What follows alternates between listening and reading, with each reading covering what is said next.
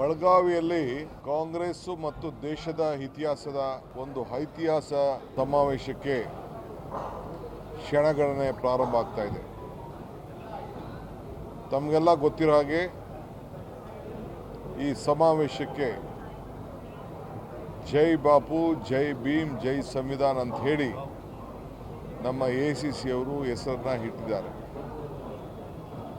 ಈ ದೇಶದ ಸ್ವಾತಂತ್ರ್ಯ, ಈ ದೇಶದ ಸಂವಿಧಾನ, ಈ ದೇಶದ ಐಕ್ಯತೆ ಇವನ್ನೆಲ್ಲ ಕಾಪಾಡಲಿಕ್ಕೆ ನಾವು ಗಾಂಧಿ ತತ್ವ, ಬಾಬಾ ಸಾಹೇಬ್ ಅಂಬೇಡ್ಕರ್ ಅವರ ನೀತಿ, ನಮ್ಮ ಸಂವಿಧಾನದ ರಕ್ಷಣೆ ಇದನ್ನು ಕಾಪಾಡಿಕೊಂಡು ಹೋಗಲಿಕ್ಕೆ, ಮುಂದಿನ ಪೀಳಿಗೆಗೆ ಮಾರ್ಗದರ್ಶನವನ್ನು ನೀಡಲಿಕ್ಕೆ ಈ ಒಂದು ಐತಿಹಾಸಿಕ ಕಾರ್ಯಕ್ರಮವನ್ನು ನಾವು ಹಮ್ಮಿಕೊಂಡಿದ್ದೇವೆ.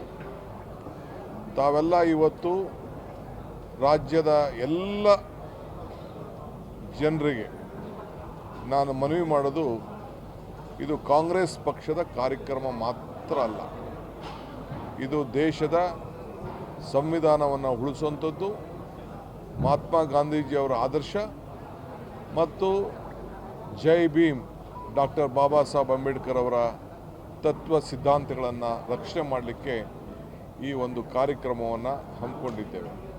ಸೊ ಯಾವುದೇ ವ್ಯಕ್ತಿಗಳು ಪಕ್ಷ ಭೇದವನ್ನು ಮರೆತು BJP ಸದಸ್ಯತ್ವವನ್ನು ತೆಗೆದುಕೊಂಡು, ಯಾವುದೇ ಇತರ ಪಕ್ಷವನ್ನು ಸದಸ್ಯತ್ವವನ್ನು ತೆಗೆದುಕೊಂಡು ಅವ್ರು ಬಿಟ್ಟು, ನಮ್ಮ ತತ್ವ ಸಿದ್ಧಾಂತಗಳಲ್ಲಿ ಯಾರು ನಂಬಿಕೆಯನ್ನು ಇಟ್ಕೊಂಡಿದ್ದೀರಿ, ಕಾಂಗ್ರೆಸ್ ತತ್ವದಲ್ಲಿ ಯಾರು ನಂಬಿಕೆಯನ್ನು ಇಟ್ಕೊಂಡಿದ್ದೀರಿ, ಬಾಬಾ ಸಾಹೇಬ್ ಅಂಬೇಡ್ಕರ್ ಅವರ ತತ್ವದ ಬಗ್ಗೆ ಯಾರು ನಂಬಿಕೆಯನ್ನು ಇಟ್ಕೊಂಡಿದ್ದೀರಿ, ಸಂವಿಧಾನದ ಬಗ್ಗೆ ಯಾರು ಗೌರವವನ್ನು ಕೊಡಬೇಕು ಅಂತ ಕಾಯ್ಕೊಂಡಿದ್ದೀರಿ, ಅವರೆಲ್ಲರೂ ಕೂಡ ಈ ಒಂದು ಸಮಾವೇಶದಲ್ಲಿ ಪಾಲ್ಗೊಳ್ಳಲಿಕ್ಕೆ ಒಂದು ಅವಕಾಶ ಇದೆ. ಆದ್ದರಿಂದ ಎಲ್ಲ ಸಿದ್ಧತೆ ನಡೀತಾ ಇದೆ.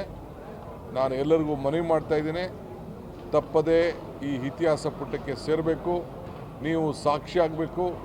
ನಾವು ಹೆಂಗೆ ನಮ್ಮ ಗಾಂಧೀಜಿಯವರು ಅಧ್ಯಕ್ಷರಾಗಿ ಜವಾಬ್ದಾರಿಯನ್ನು ವಹಿಸ್ಕೊಂಡ್ರು, ಆ 100 ವರ್ಷದ ಆಚರಣೆ ಮತ್ತೆ ನಮ್ಮ ರಾಜ್ಯದ ಒಬ್ಬ ಹಿರಿಯ ರಾಜಕಾರಣಿ ಬ್ಲಾಕ್ ಅಧ್ಯಕ್ಷರಿಂದ ಗಾಂಧೀಜಿಯವರ ಸ್ಥಾನದಲ್ಲಿ ಇವತ್ತು ಕೂತ್ಕೊಂಡು ಮಲ್ಲಿಕಾರ್ಜುನ್ ಖರ್ಗೆ ಸಾಹೇಬರು ಕೂತಿದ್ದಾರೆ.